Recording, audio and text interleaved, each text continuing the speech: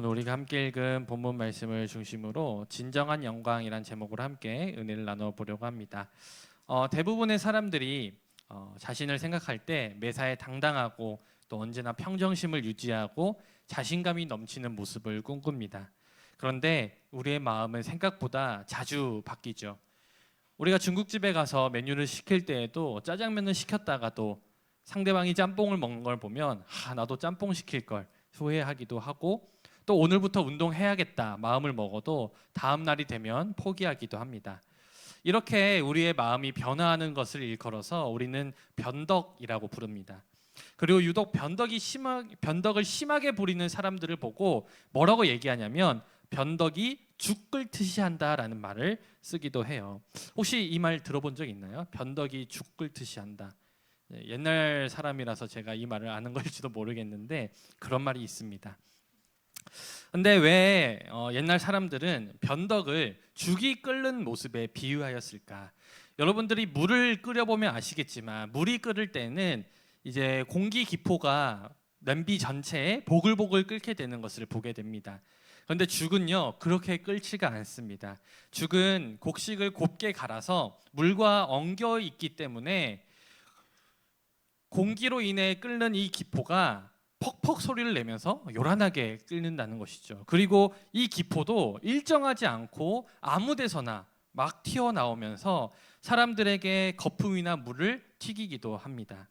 그래서 이 죽이 끓는 모습, 요란하게 끓으면서도 예측하기가 어렵고 또 사람들에게 뜨거운 것들을 튀기는 이 모습을 통해서 사람의 성격이 괴팍하고 종잡을 수 없도록 변덕을 부리는 사람을 보고 변덕이 죽 끓듯이 한다라고 우리 어르신들은 그렇게 이야기를 하였습니다.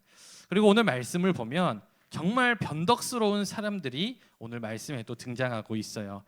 우리가 이고니온에서 복음을 전할 때 유대인들의 선동으로 인해 돌맞을 위기에 처했던 바울과 바나바의 말씀을 우리 지난주에 살펴봤습니다.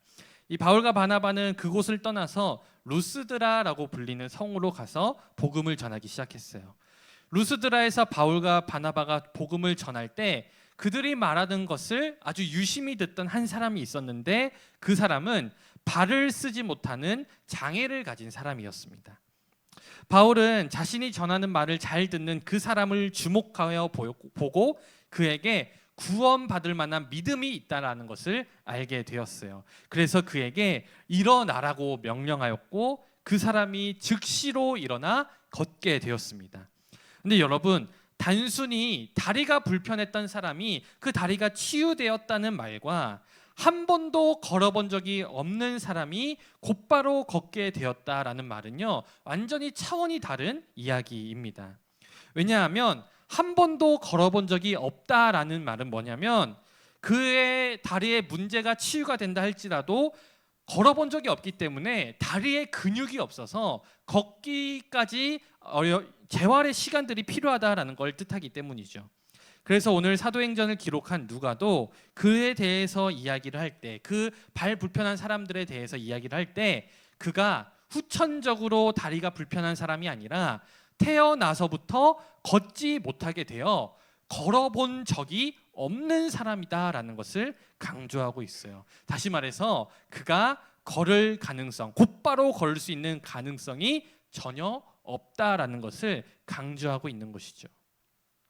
그런데 오늘 바울이 일어나 걸으라고 명령하자 그 사람이 곧바로 걷게 되었습니다. 어떻게 한 번도 걸어본 적이 없는 사람이 걷게 되는 일이 벌어졌을까요? 여러분, 이것은요 단순히 병을 치유한 치유의 사건이 아니에요.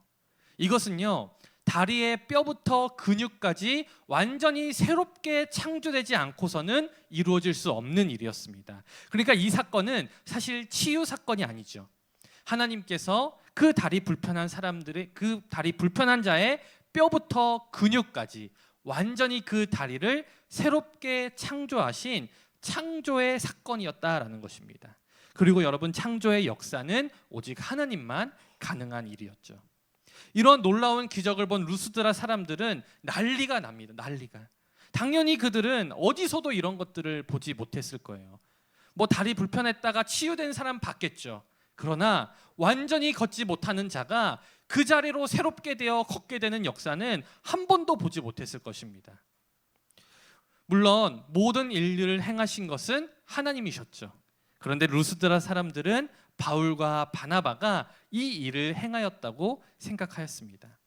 그래서 그들은 신들이 사람의 형상으로 내려오셨다라고 말하면서 바나바는 제우스라고 하고 바울은 헤르메스라고 하였습니다. 그리고 제우스 산당의 제사장들은 소와 화환을 가지고 나와서 바울과 바나바에게 제사를 드리려고 하였어요. 여러분, 사람들로부터 신으로 추앙받고 있는 이 상황 속에서 여러분들은 어떻게 하였을까요? 물론 사람들이 나를 신으로 추앙한다면 좀 부담스러울 수는 있겠죠. 그렇다면 사람들이 여러분들이 어떤 한 일에 대해서 야, 그래, 역시 너밖에 없어, 너 정말 대단하다, 이렇게 치켜 세워준다면 여러분들은 어떻게 행동하시겠습니까? 개인적으로 저는요, 고난보다 칭찬에 더 약해요. 저는 고난이 오면 하나님을 더 붙잡고 하나님의 뜻을 구할 때가 많지만, 반대로 사람들의 인정과 칭찬을 못 받을 때 서운함을 느낄 때가 많고, 또 칭찬을 받을 때에는 내가 마치 뛰어나서 내가 혼자 다 한 것인 양 교만해지는 저의 마음을 발견할 때가 많이 있습니다. 물론 그렇다고 해서 칭찬을 하지 말라는 얘기는 아니고요. 칭찬은 저도 더 열심히 사역하게 만드니까 또 많은 칭찬 부탁드리겠습니다. 근데 그렇죠, 사람의 마음이 좀 그런 것 같아요. 칭찬을 받으면 교만해집니다. 만약 이런 제가 바울과 바나바와 같은 상황에 처했다면 아마 정신을 못 차렸을 것 같아요. 사람들이 칭찬만 해줘도 기분이 좋은데 나를 신으로 모시려는 상황이 얼마나, 그걸 어떻게 참아요? 못 참죠. 어쩌면 나를 신으로 추앙하는 사람들을 선동해서 JMS나 통일교 같은 사이비 교주가 됐을지도 몰라요. 하지만 여러분, 사람들의 인정과 칭찬을 갈구하는 모습은 저만 가지고 있는 모습은 아닐 거예요. 여러분들 모두도 사람들의 인정과 사람들의 칭찬을 원하실 것입니다. 물론 사람들의 인정과 칭찬은 우리를 기분 좋게 하고 우리의 자존감을 올라가게 합니다. 문제는 그러한 인정과 칭찬이 때로는 하나님께서 하신 일들을 마치 내가 한 일인 양 착각하도록 만든다라는 것이죠. 하나님께서 우리에게 그 일을 행할 수 있도록 달란트를 주시지 않았다면, 기회를 주시지 않았다면, 여건을 조성해 주지 않았다면 우리의 삶에서 내가 이룬 것 중 어느 하나도 사실은 내 힘으로 온전히 이뤄낸 것이 아니었음에도 불구하고 사람들의 인정, 그래 너가 최고야, 너 대단하다, 그 인정과 칭찬에 취하다 보면 어느새 우리는요, 내가 누리고 있는 모든 것들이, 내가 한 모든 일들이 그래 내가 했지, 나 대단하지, 내가 다 이룬 거지, 그런 착각을 하게 된다라는 것이죠. 그렇게 되면요, 우리는 자기 자신을 하나님 외에 또 다른 신으로 섬기게 된다라는 것입니다. 하지만 오늘 바울과 바나바는 자신을 신으로 추앙하는 사람들 앞에서 그들의 반응을 즐기거나 그것을 즐거워하지 않았습니다. 오히려 그들은 자신들을 신으로 추앙하는 사람들의 소리를 듣고 옷을 찢은 다음에 무리 가운데 들어가서 어찌하여 이런 일을 하느냐고, 우리도 당신과 똑같은 사람이며 우리가 복음을 전하는 것은 당신들이 이런 헛된 일을 하지 못하게 하기 위함이라고 소리를 질렀습니다. 그리고 그 당시에 농민들이 많았던, 농사를 짓는 사람들이 많았던 루스드라 사람들에게 하나님의 선하심에 대해 증언하기 위해 바울은 하나님께서 바로 하늘로부터 비를 내리시며 결실하게 하시는 선한 일을 행하시는 분이시고, 그분이 바로 음식과 기쁨으로 사람들의 만족을 이루게 하신다고 설명을 하였습니다. 그렇게 바울과 바나바는 자신들에게 제사를 드리려고 하는 루스드라 사람들을 아주 간신히 말릴 수가 있었습니다. 그런데 오늘 이야기가 여기서 끝이 아니죠. 이런 일이 있은 후에 비시디아 안디옥과 이고니온에서 바울과 바나바에게 분노한 유대인들, 다시 말해서 이전 말씀에서 그들에게 돌을 던지려고 했던 그 유대인들이 찾아와서 이전에 했던 것처럼 바울과 바나바에 대한 나쁜 이야기를 전하기 시작했습니다. 그리고 얼마 전까지 그들을 신으로 추앙하면서 제사를 지내려고 했던 루스드라 사람들은 사도들이 신이 아니면 사기꾼이라고 생각하여서 그들에게 돌을 던졌습니다. 그리고 바울이 그 돌에 맞고 쓰러지자 죽은 줄 알고 그들을 성 밖으로 끌어내었습니다. 그러나 천만다행히게도 복음을 받아들인 사람들의 도움으로 바울은 다시 살아나게 되었죠. 여러분들은 이 바울과 바나바의 상황에 처했다면 어떻게 하셨겠습니까? 방금까지 자신을 신으로 추앙하던 사람들에 의해서 죽을 뻔한 상황이라면 과연 여러분들은 어떻게 반응하시겠어요? 저는 겁이 많습니다. 그래서 만약 이 상황에 죽다 살아났으면 하나님께 감사하다고 기도하고 다른 곳으로 얼른 도망갔을 거예요. 그런데 바울과 바나바는 더베에서 복음을 전한 이후에 자신들을 죽이려 했던 사람들이 있는 루스드라와 이고니온과 안디옥으로 다시 돌아가요. 다시 돌아갑니다. 미친 짓이죠. 죽고 싶어 환장하지 않고서는 이런 일을 할 수가 없었을 것입니다. 그렇다면 왜 그들은 자기를 죽이려 했던 사람들이 있는 그곳으로 다시 돌아갔을까? 그들은 바로 자신들이 복음을 전한 성도들을 직접 만나서 그들을 권면하고 그들의 믿음을 세워주기 위해서 그들을 찾아갔습니다.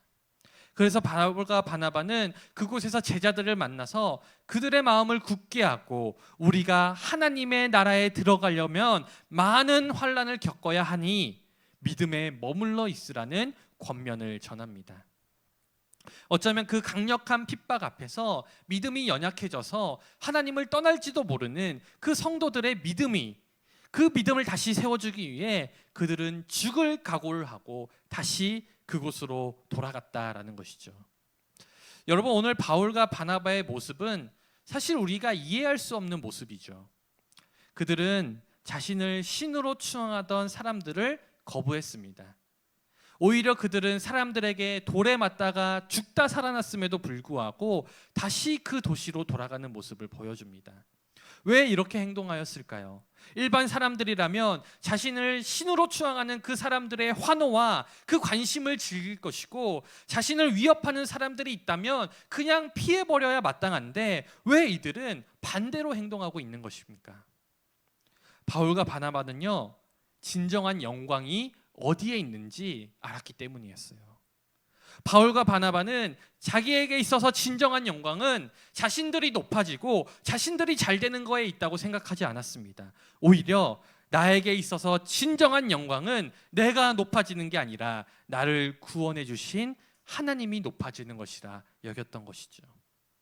그래서 그들은 자신을 신으로 추앙하던 사람들에게 하나님을 증거하였고 유대인들의 핍박으로 인해 죽을지도 모르지만 그 핍박으로 인해 낙심하며 하나님을 떠날지도 모르는 그 믿음의 사람들을 권면하기 위해 자신의 안위는 뒤로하고 자신을 죽이려는 사람들이 득실거리는 그 도시로 다시 돌아갔습니다.